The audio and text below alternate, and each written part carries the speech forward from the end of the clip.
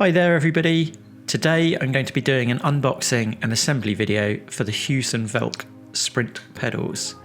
I actually bought these a while back, but have been meaning to make this video ever since. I'll look to do a proper full review in the future. The pedals and baseplate come in quite cool packaging. So on the boxes you can see inspirational racing quotes on the outside of the box, and this is a theme that is run throughout the packaging. So if everything seems under control, you're not going fast enough. And also quite cool, it shows that they're the supplier for the Williams esports team. So quite a cool thing to have on the product. So the Sprint pedals are the replacement to the Pros. So I think they've got slightly uprated parts and a higher max force compared to the original Pros. And they're still technically kind of inferior to the ultimate pedals that they make, but I think they're a good upgrade from my Fanatec V2s. So I've gone for the base plate that comes with this as well, which is quite a nice finish to it and feels quite sturdy just even looking at it in the box. Along with both the base plate and the pedals, there's comprehensive manuals, which is quite cool to see, and obviously other bits for tweaking the pedals that I'll cover in a better review in the future. So you can see here the box itself is a work of engineering, and we haven't even got to the pedals yet. So their box is cut out perfectly to get the pedals fitting in, and you can see all three pedals are there: the clutch, brake and throttle.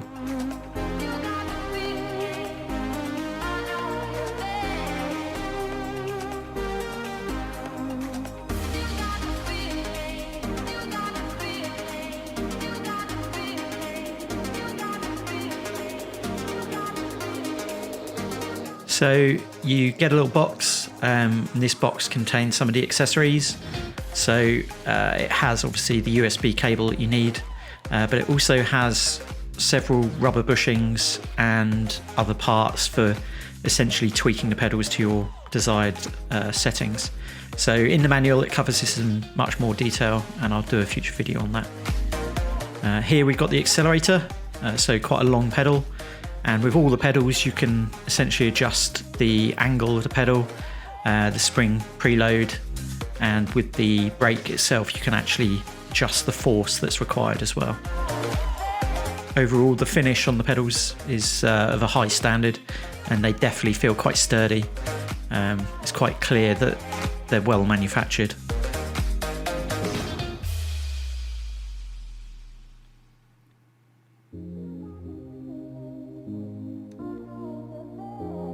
So this is the clutch, slightly smaller pedal face to the throttle, and this is obviously the brake. So you can see at the sort of base of the brake you've got the rubber bushings and a spring, and it's meant to replicate the kind of initial clamping down of the brake pads on the disc, and then the force that you'd get through the hydraulic pedal in a real car. As I said, you can adjust the spring preload on that.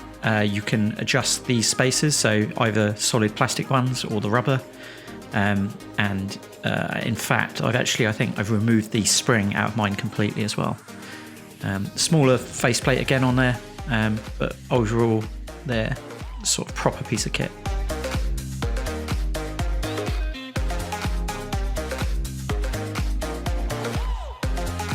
So along with the pedals, they give you some cool little stickers, which is quite cool. Don't know where I'll put them, but I'm sure I can find somewhere. But it's just a nice touch. And once again, as I said earlier, they come with some really, really cool printed manuals. There's something of a rarity these days to get kind of really, really comprehensive colour printed manuals with a product.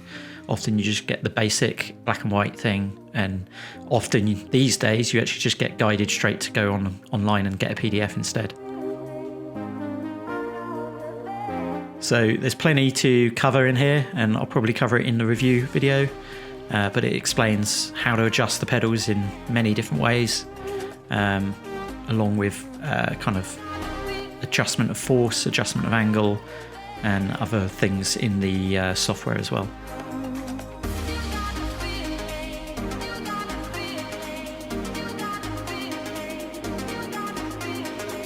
So I think if you've got a rig that you can actually just mount the pedals directly on, you probably don't need this base plate. But I did need the base plate for this.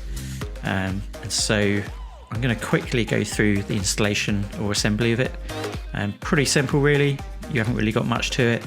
You've got obviously a lot of screws, the base plate, kind of metal sliders underneath, and then the kickstand that your feet will go on.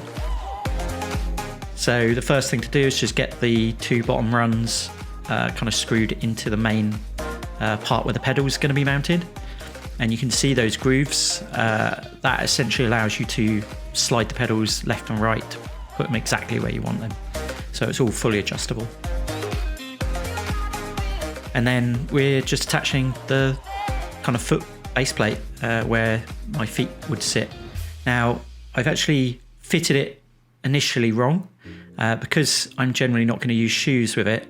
It actually has optional spacers, which I'm fitting here, and that'll just rise it up a bit so that my feet naturally sit a bit higher against the pedals. But obviously you can fit it lower, and I think there was even another spacer higher that you could also go for. So even the kick plate where your feet are going to go, you can adjust it completely to your liking. And so now we've got the base plate, it's ultimately time to fit these pedals. So quite simply, they just go into the slots and then you just screw them down. It's kind of as simple as that really. Totally up to you. The only downside is if you do adjust the pedal a lot, so especially kind of adjusting, I think, the angle and stuff, you have to remove the pedal again to actually do the adjustment and then refit it. It's not the biggest effort, but it is slightly annoying if you want to adjust it a lot. So you can see here the screws. Essentially the way I was fitting this was just to loosely put it on there, move it to the position I wanted, and then tighten it up. For this, I'm currently just fitting all 3 pedals in a sort of standard position, and I've actually customized it further to how I use it now, which I can cover in the review.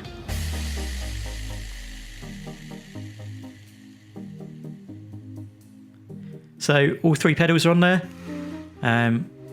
Once they're tight, they're very sturdy, as you'd expect. Obviously, you're going to put a lot of braking force through this. I think the brake can have up to something like 60 kilograms. It might even be more than that.